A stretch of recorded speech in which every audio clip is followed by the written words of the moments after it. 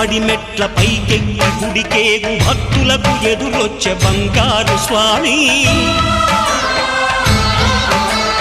ఇరుముడులు స్పృశించి శుభమనుచు దీవించి జన బృందముల చేరే జగమేలు స్వామి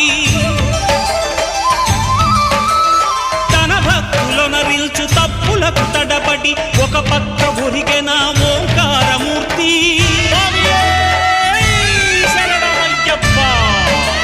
స్వాములందరూ తనకు సాయము కాగా